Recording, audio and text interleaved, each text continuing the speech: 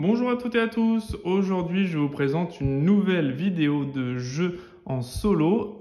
Donc aujourd'hui j'ai décidé de vous présenter Decketective, un testament sans héritier. Voilà, c'est un des nombreux enquêtes qui existent sur l'univers Decketective, puisque c'est pas un jeu one shot, c'est une gamme de jeux.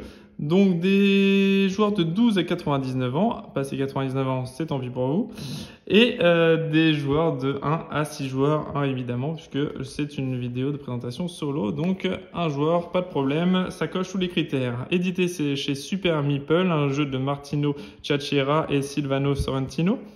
Donc on a dit pour des parties de 60 minutes. Alors qu'est-ce que c'est Decketective? Une affaire complète à résoudre dans un paquet de cartes. Voilà, un petit peu comme le Crime Zoom que j'avais présenté également. Une affaire complète, donc un testament sans héritier est un jeu d'enquête à découvrir en groupe ou jouable en solo, bien évidemment. Donc là, on a le petite information sur ce qui se passe par rapport à la scène de crime. Et en plus de ça, on a une enquête de poche avec une scène de crime en 3D. Oui, parce qu'en fait, le décor va venir s'ajuster à la boîte. Donc, un jeu consommable, comme je les appelle. Pourquoi? Parce qu'en fait, c'est un jeu qu'on va consommer une fois, et une fois qu'on connaît évidemment l'enquête et qu'on connaît les coupables, eh bien c'est nettement moins intéressant à rejouer, bien évidemment, même si c'est rejouable puisqu'on peut remettre le paquet comme on souhaite. Donc là, on ne doit pas mélanger évidemment le paquet, il l'indique en premier lieu. Donc détective, il le répète ici derrière. Donc là, encore une fois, je ne vais pas vous expliquer les règles, enfin je vais pas vous expliquer le contenu du jeu, de l'enquête, je vais rien vous divulguer, je vais vraiment juste vous expliquer les mécaniques du jeu, vous montrer comment ça se joue, comment résoudre les enquêtes, et ce sera grandement suffisant sans vous dévoiler l'histoire de l'enquête, puisque le but c'est que vous fassiez le scénario vous-même et que je vous en dévoile le moins possible, d'essayer de vous montrer vraiment les mécaniques du jeu sans vous en dévoiler le contenu. But du jeu, vous vous en doutez bien, dans n'importe quelle enquête, c'est de trouver des réponses aux questions qui vont nous être posées à la fin de la partie. On a l'introduction ici qui nous met tout simplement dans le bain, dans l'ambiance de ce qui va se passer sur cette enquête-là. Ensuite, la scène de crime, ils nous le disent. En fait, on place le fond du jeu dans la boîte détective ici, clac, on met le fond à l'intérieur, on les empile l'un avec l'autre, et ensuite on retourne la carte. Ok, on retourne la carte, ils nous disent placer la carte A dans la largeur de la boîte, la carte B dans la longueur, la carte C à côté de la carte B, et ensuite on lit la carte 7. Donc on a dit la carte A, hop, qui va aller sur ce côté-là. Hop, on a les petites flèches, comme ça, là, hop, on est installé. Ensuite, on a la carte B ici, donc avec les petites flèches, on suit également, qu'on va mettre sur le côté ici. Voilà. Et la carte C qu'on va venir mettre par-dessus la carte B ici, hop, pour ajouter le fond, voilà, du décor. Et voilà. Et on se retrouve avec un décor, voilà, en 3D. Hop, on va décaler un petit peu tout ça, voilà. Hop, et du coup, on se récupère, voilà, un petit décor en 3D, puisque voilà, on va voir le contenu de tout ça. Donc là, évidemment, hop, je sais pas si on voit bien, mais oui, c'est bon.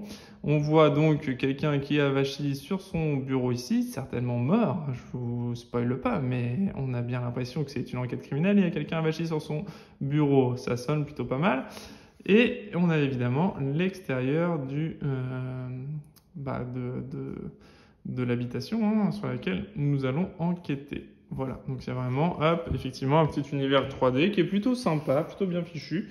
Donc voilà, qui est assez sympa à jouer. Ensuite, on aura la carte D, le sol. Hop, on nous dit, mettez le sol, ok, pas de souci, dans ce sens-là, pas de problème. On met le sol pour habiller tout ça. Et ensuite, on a la carte jardin qu'on va devoir installer. Donc, on mettra la carte jardin derrière. Je vous passe les détails. Ensuite, on continue tout ça. Donc, l'enquête, ils vous le disent. Voilà, on va devoir cumuler les archives de preuves pour pouvoir mener à bien notre enquête. Donc, pas de problème. On retourne la carte suivante, la mise en place. Donc, pour un joueur, nous allons piocher 5 cartes. Comment ça va se passer? à chaque fois, on aura 5 cartes qu'on pourra poser directement devant nous. Alors le truc, c'est qu'en principe, quand on joue à plusieurs, à tour de rôle, on va piocher une carte chacun et on va décider ou non de poser la carte pour la dévoiler à notre partenaire. Là, en solo, la question ne se pose pas puisqu'en fait, on va jouer tout seul. Donc, on va prendre les 5 premières cartes. 1, 2, 3, 4, 5. Le reste du paquet, on le retournera. Et ici, en fait, on va avoir bien évidemment des cartes qui vont voilà, venir agrémenter notre partie. Donc, voilà, les déclarations, le portrait, le domaine, etc. Les cartes qu'on pense inutiles, on voit en haut à gauche, on a des conditions de pose du paquet. Donc là, pour le moment, actuellement, hop, on aura une carte qui est posée là et qu'on a décidé de ne pas dévoiler à notre partenaire. Mais comme on joue tout seul, ça n'a pas grande incidence. La seule incidence, c'est que effectivement, on aura l'obligation de poser soit une carte devant nous face visible, soit une carte face cachée au-dessus. Sauf que pour poser une carte face cachée de niveau 2, il faut qu'on ait au moins deux faces visibles de niveau 2. On sera obligé d'avoir au moins 2 archives face cachée. Celle-là, je peux la poser devant moi et la garder à découvert en me disant, bah, hop, la gouvernante, je pense que son témoignage est important. Je la garde, hop, à côté de moi. Ça, je vais la relever, je vais mettre ça là. Donc là, je me dis, oh, bah, celle-là, ça me paraît important, je la garde. Je peux le faire parce que j'ai une archive ici, donc pas de problème. Et là, je me dis, bah, celle-là, j'aimerais bien me la garder quand même en témoignage. Je ne peux pas parce que j'ai qu'une seule carte qui est archivée. Donc là, j'en pose une, j'en pioche une nouvelle, bien évidemment. Tac, le coffre-fort, ok. Donc là, chaque fois que je pose, je pioche. Là, je me dis, mince, il me faut 3 archives pour pouvoir poser celle-là. Je me dis, bon, le portrait, ok. Bon, le portrait, là, je pense que ça m'intéresse pas. Je vais la défausser. Donc là, j'aurai plus accès aux informations. Donc, je peux retenir les informations, mais j'aurai plus accès pour vérifier. Donc, voilà, c'est ce qui va mettre en... Voilà, donc là, on va repiocher une nouvelle carte. Hein. Hop. Ah, super, ok, le portrait d'Henrietta, génial. Ok, donc là, j'ai 2 archives. Ah, j'ai une archive de niveau 2. Je peux la poser face visible si je le souhaite. Ah, j'ai une archive de niveau 3 qui me paraît intéressante. Mince, je peux pas le faire. Bon, je vais retenir les informations ici, ça me paraît pas essentiel. Je la pose, je pioche une nouvelle carte. Et là, enfin, le coffre-fort niveau 3, bah, je vais la poser parce que maintenant je peux, j'ai 3 archives. Donc je peux poser ça. Ça me paraît intéressant de conserver cette information. Et je pioche une nouvelle carte et ainsi de suite. À un moment donné, on va nous dire, ça y est, il est temps de résoudre l'enquête. Donc quand on aura, il est temps de résoudre l'enquête, eh bien à ce moment-là, on va consulter l'ensemble de ce qu'on a sur notre table pour vérifier un peu ce qu'on a. Et on va aller chercher, donc on n'aura toujours pas accès aux archives, mais on va aller essayer de résoudre avec ce qu'on a encore en mémoire, voilà, d'aller résoudre l'enquête par rapport à tout ce qu'on aura posé sur la table et les cartes qu'on a décidé d'archiver, qui pour nous sont des fausses pistes ou des informations non importantes. Et ben dans ce cas-là, on n'aura plus du tout accès au cours de la partie. Donc il faut avoir une excellente mémoire quand on joue tout seul parce que il faut retenir toutes les infos et notamment celles qui sont cachées. Quand on est à deux, l'autre, à deux ou à plusieurs, hein, chaque joueur en fait va dire, ben non celle-là, hop, je la faufile ici. Mais ils pourront discuter à la fin de la partie de dire, moi sur une des cartes là, j'avais eu ça, ça, ça ou ça, mais on n'aura toujours pas le droit de les consulter. Donc voilà, ça partage les informations. Plus on est nombreux de joueurs et plus on a les informations qui sont partagées en solo. Du coup, on a les informations que pour nous, mais on a la contrainte quand même de plus avoir accès à certaines informations, même si on consulte toutes les cartes. Voilà comment ça va se passer au niveau du détective. Voilà, je vais pas vous en dire plus. Hein. Chaque histoire est différente. C'est une gamme avec plusieurs jeux, 4 ou 5 également, je crois, de mémoire, à l'heure où je fais cette vidéo. Donc voilà, donc du coup, à la fin, nous aurons évidemment les questions tout simplement, qui sont plutôt bien faites. Puisqu'en fait elles sont en recto verso. Au fur et à mesure de l'enquête, pareil, il y aura des éléments qui vont venir perturber l'enquête et qui vont nous dire attention, voilà, attention, un nouveau rebondissement dans l'enquête. Donc ça c'est bien sympa, on retourne, on la regarde et on voit ce qui se passe. Donc ça, attention, un nouveau rebondissement également dans l'enquête. Donc voilà, au fur et à mesure dans les cartes, eh bien, on va avoir des rebondissements comme ça. Pam, attention, un nouveau rebondissement. Voilà, pam, un nouveau rebondissement encore. Voilà, donc il y a des rebondissements comme ça qui vont venir agrémenter le jeu. Et enfin, à la fin, l'affaire doit être résolue. Donc là, il est temps de donner les solutions. Donc on a des petits, comme ça, les petits trombones en plastique qu'on va pouvoir venir agrafer. Et là, ils disent qu'est-ce qui a causé la mort de Cornelius. Donc là, on choisit qu'est-ce qui a causé la mort selon nous. On met notre petit...